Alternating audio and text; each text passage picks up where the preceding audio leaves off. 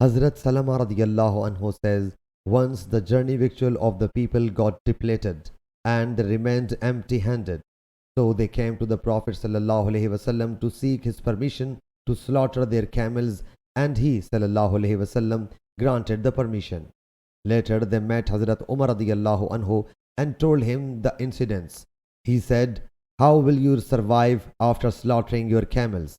Then Hazrat Umar radiallahu anhu went towards the Prophet sallallahu alaihi wasallam and submitted, O Allah's Apostle sallallahu alaihi wasallam, how will they survive after slaughtering the camels? Whereupon Allah's Apostle sallallahu alaihi wasallam said, announce amongst the people that they should bring him their leftover victuals. He sallallahu alaihi wasallam invoked a blessing on it and thereafter asked the people to fill their respective receptacles. The people started filling their receptacles till all their receptacles got filled. Then Allah's Apostle sallallahu alaihi wasallam said, I testify that there is no worthy of worship save Allah Jalla Jalaluhu, and undoubtedly I am Allah's Apostle sallallahu alaihi wasallam. Sahih Bukhari Hadith number 2982.